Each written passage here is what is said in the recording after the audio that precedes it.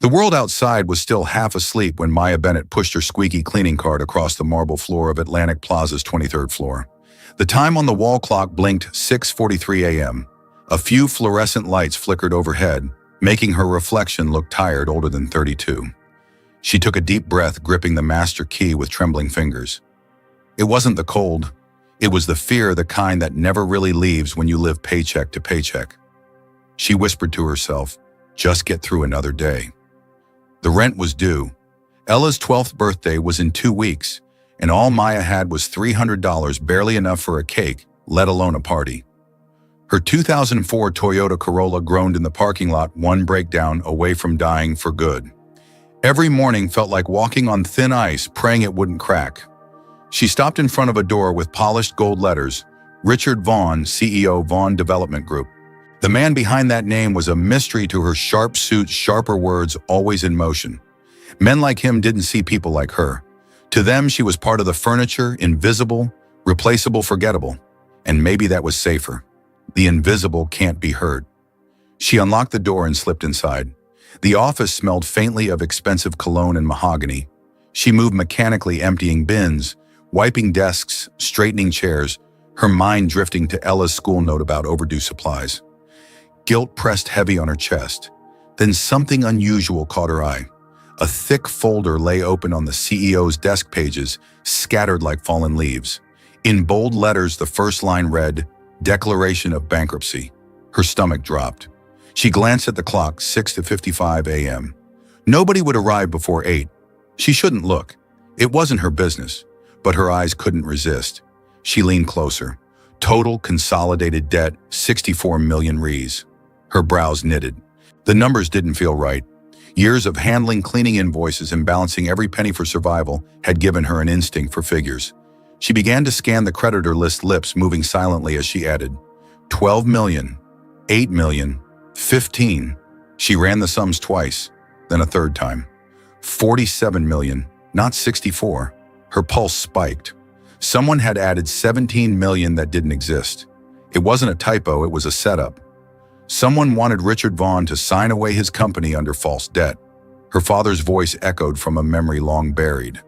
If someone had told me the numbers were wrong, I could have fought back. He'd lost everything to accounting fraud years ago. Died, broken, betrayed. Maya's throat tightened.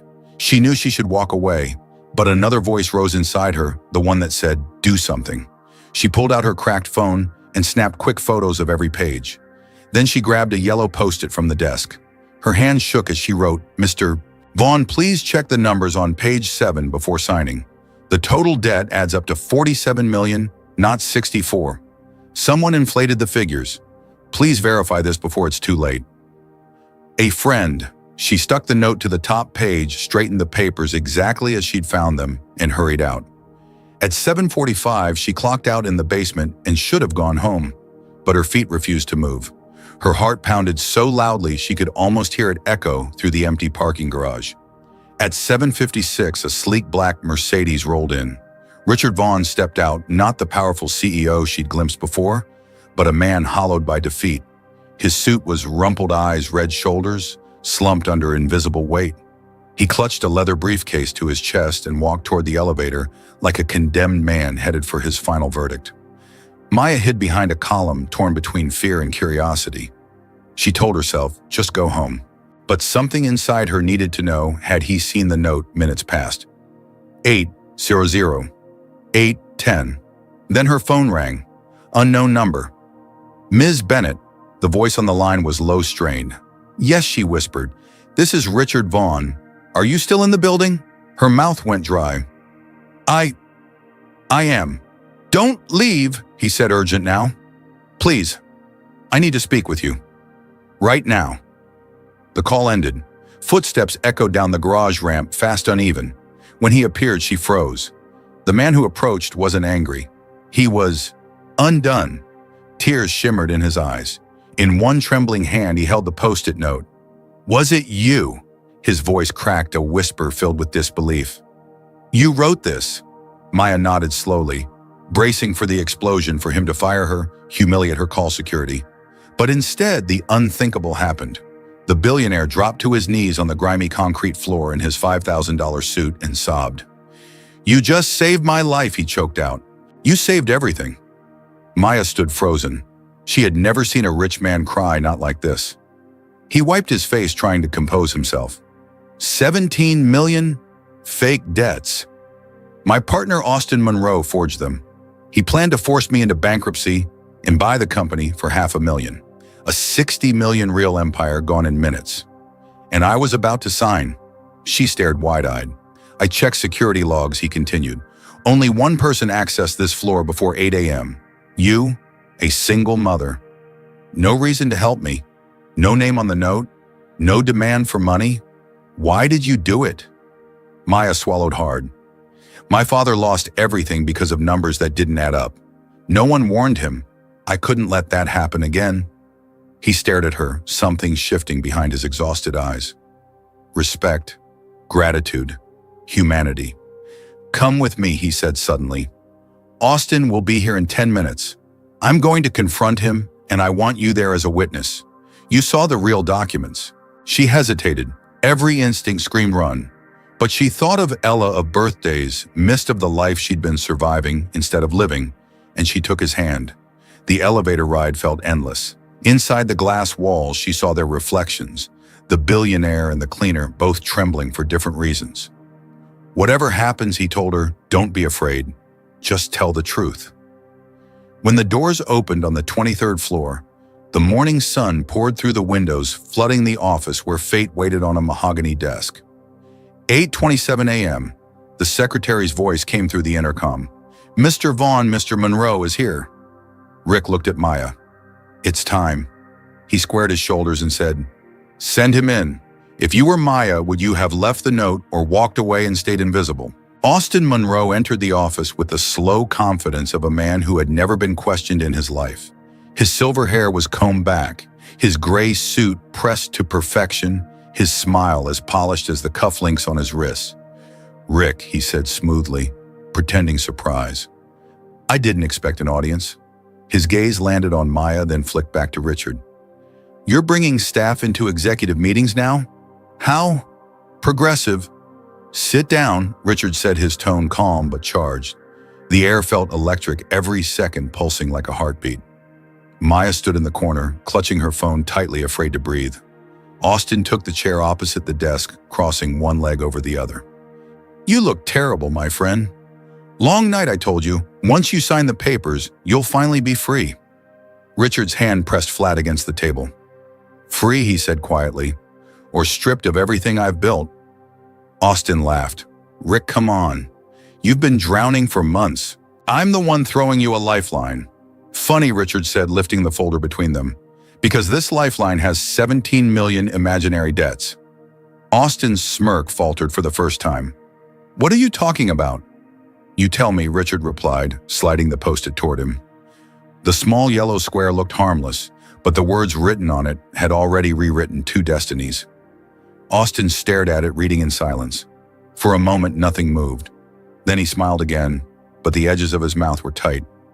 Someone's playing games, he said smoothly. You're letting a janitor's prank derail a legal process. Maya flinched. The way he said the word janitor burned like acid. She's not a janitor, Richard snapped. She's the reason you're not in handcuffs already. Austin laughed again, this time without warmth. You're losing it. Rick, you can't take her word over mine. I've been your partner for 15 years.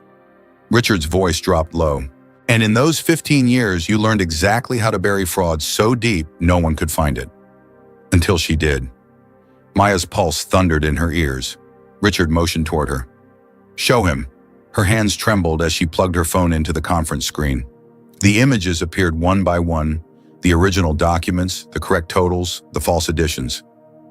Richard narrated each slide like a prosecutor building his case.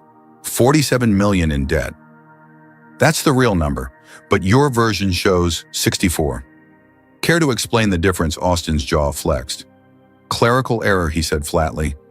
17 million is one hell of a typo, Richard said, especially when every error leads back to your office. Austin's mask cracked for just a second. You can't prove anything. "Oh, I can," Richard said, pulling out a thick envelope. "Julie Baxter kept your emails, Austin. The ones between you and Franklin Rogers at Consolidated Supply Partners. I know about the fake creditors, the inflated invoices, and the kickback waiting for you once you forced me into bankruptcy." For the first time, Austin's confidence collapsed. "You went through my private, I didn't?" Richard interrupted. "Julie did. She came to me last night. You remember her, right? The secretary you screamed at until she quit. Turns out she didn't delete those backups." Austin's breath came fast now. His eyes darted between Richard and Maya. "You think this ends with me? You can't take me down without dragging this whole company through the mud." Richard stood slowly. "Then we'll rebuild from the ashes. But you, Austin, you're done." He nodded toward the door. "The FBI is on their way. I suggest you call your lawyer." Austin's face twisted with something between rage and panic. He turned to Maya, his voice dripping with venom. You think he'll actually remember you in 6 months? You'll go back to being invisible, scrubbing floors for people who forget your name." Richard's tone sliced through the air. "Get out." Austin hesitated, then grabbed his briefcase and stormed out, slamming the door so hard the glass trembled. Silence flooded the room again, heavy and unreal. For a long moment, Richard didn't move. He just stood there staring out the window at the city below. The man who had almost lost everything was breathing again, but every exhale sounded like the weight of years leaving his chest. He turned to Maya. "He was right about one thing," he said quietly. "I didn't see you before today. You've worked here for 3 years and I never even knew your name." Maya lowered her eyes. "That's just how the world works, sir." "No," he said sharply. "That's how I worked. Blind. You saved $60 million because you saw what everyone else ignored. You noticed. You cared. That's worth more than every degree on my payroll." He reached for a notepad, scribbling something down, then handed her the paper. "Starting Monday, you'll report to the internal audit department. I'll pay for your training, your courses, whatever you need. I want you there looking for the things we all miss." Maya blinked, unable to speak. I don't understand. I'm a cleaner." "Not anymore," he said simply. "You're my new junior analyst." She shook her head, tears threatening to fall. "I can't accept that. It's too much." "It's not a favor, Maya," he said softly. "It's justice." He smiled then, small but genuine, the kind that comes after surviving the storm. "Go home, see your daughter, take the rest of the week off, and when you come back, start your new life." She stood frozen, the reality sinking in. When she finally spoke, her voice cracked. "Thank you." He looked at her with quiet conviction. "No, Maya. Thank you for reminding me what integrity looks like." That night, as Maya drove home through the streets of Chicago, her Corolla rattled louder than ever. But for once, she didn't care. She replayed everything in her head, the numbers, the post-it, the tears, the promise. When she parked outside her small apartment, she stayed inside the car for a moment, watching the glow from the window where Ella was waiting. For the first time in years, she didn't feel invisible. Inside, Ella ran to her with open arms. "Mom, you're home late. Did something happen?" Maya knelt and hugged her tightly. "Something big, baby," she whispered. "Something that might change everything." They sat together on the couch as she told her daughter about the morning, the mistake that saved a company, and the man who offered her a second chance. Ella's eyes widened with wonder. "You mean, you're going to work in an office now with a computer?" Maya laughed through her tears. "Yes, sweetheart. With a computer." Ella grinned, wrapping her arms around her mother. "You're amazing, Mom." Maya closed her eyes, holding her close, breathing in that moment of peace she hadn't known in years. For once, the future didn't feel like a threat. It felt like a door opening. As she turned off the lights that night, her mind still hummed with disbelief and hope. But deep down, another thought lingered, a quiet unease that wouldn't let go. What if Austin Monroe wasn't finished yet? Do you think Austin will try to get revenge after losing everything? 3 months later, the wind over Chicago carried the chill of late fall as Maya stepped off the bus in front of the Vaughn Development Group building. She no longer entered through the service entrance. Her ID badge now opened the glass doors of the main lobby, and people greeted her by name. "Morning, Maya," the receptionist called, and she still wasn't used to hearing that tone, warm, respectful, real. She smiled and took the elevator to the 18th floor, where her desk waited beside a window overlooking the city. Her title plate read, Maya Bennett Jr. Audit Analyst. Every morning she touched it like proof that it wasn't all a dream. The first weeks had been terrifying. She hadn't understood half the terminology her mentor Clara Freeman used in meetings. She'd stayed up past midnight, watching tutorials, scribbling formulas into notebooks while Ella slept. But slowly things started to make sense. Numbers began to speak to her again, just as they had that morning with the bankruptcy file. By the end of her first quarter, she was catching small inconsistencies others missed, and Clara's praise started to sound less like encouragement and more like belief. You have a gift, Maya, she told her one afternoon. Not learned natural. Still, not everyone was kind. A few senior analysts resented her. They whispered behind her back, calling her the janitor miracle. Some hinted she had connections with Richard Vaughn. Others mocked her mistakes in hushed tones that weren't as quiet as they thought. She ignored them until the day Roger Maddox, the senior analyst known for his arrogance, decided to test her. He dropped a thick folder on her desk and said, "Let's see how good you really are." It was a maze of reports, receipts, and numbers meant to confuse. He smirked. "If you can find what's wrong, maybe you're not just a lucky janitor." Maya spent hours buried in that folder. She cross-referenced every figure, every date.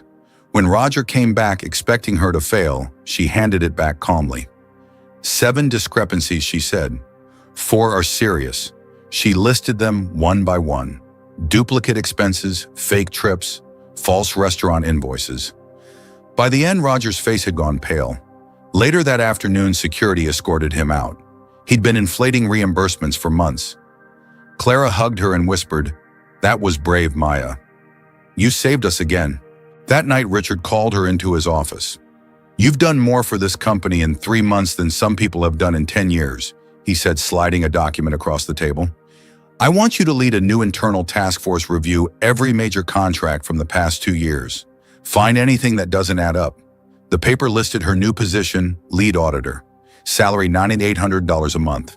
She stared at it, unable to speak. "You deserve this," he said simply. "Not because of luck, but because you see what others don't." She accepted with tears in her eyes, thinking of Ella and how much life could change from one small act of courage. Months turned into a year. The task force uncovered more frauds, saving the company millions.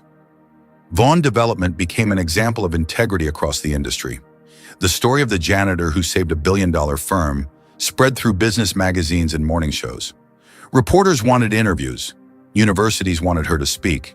Maya always refused until one day Richard walked into her office holding an invitation from the University of Chicago. "They want you to give a talk about ethics and accountability," he said. "You should go." She hesitated. "I don't belong on that stage," he smiled. "You belong more than anyone."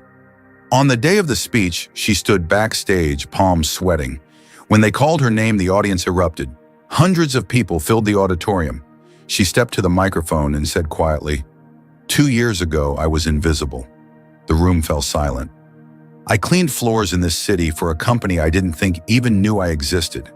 Then one morning I saw numbers that didn't make sense. I could have looked away, but I didn't. I left a note." Her voice trembled. That note changed everything. She told them about fear, the kind that whispers, "Stay quiet," about the shame of being unseen, about her father's loss and how doing the right thing often means standing alone. "I wasn't brave," she said. "I was terrified. But courage isn't the absence of fear. It's choosing to act anyway." When she finished, the applause lasted so long she had to step back from the microphone. In the second row, she saw Ella clapping, eyes shining with pride. After the talk, journalists crowded around her. One asked, "Do you think people like you can really change big corporations?" Maya smiled softly. "I don't know if I change corporations," she said, "but I changed one man and he changed his company." That man standing beside her nodded. Richard announced the creation of a new nonprofit, the Vaughn Foundation for Integrity, dedicated to protecting whistleblowers and funding education for underprivileged workers. And he said, "Our director will be the woman who started it all, Maya Bennett." She froze in disbelief.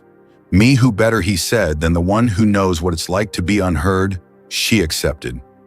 Under her leadership, the foundation grew quickly.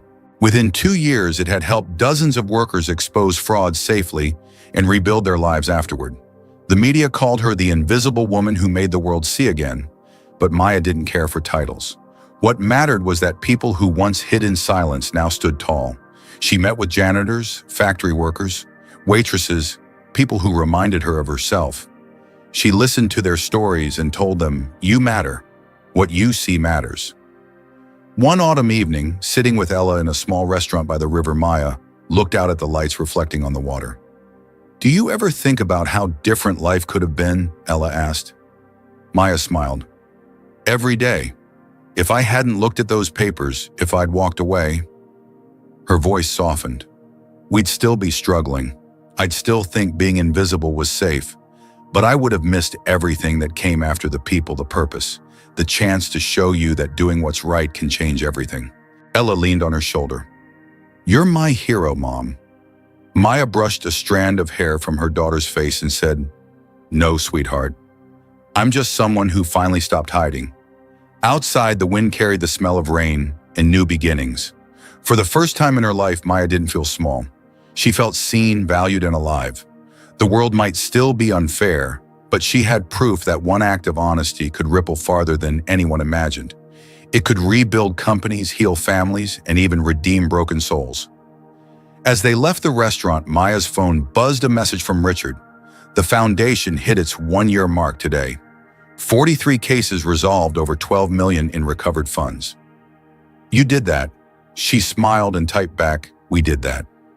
Under the city lights, she took Ella's hand, feeling the quiet certainty that some stories never end. They just keep growing, like light spreading through dark halls. That morning years ago had been about saving one company. But in truth, it had saved two people who had forgotten what it meant to believe in themselves. If this story made you feel something, tell me in the comments, do you believe one small act can change everything? If it touched your heart, comment the number 100 below, so we'll know you were here with us, and tell us which country you're watching from. Share this story so more people remember that kindness and courage still matter in this world.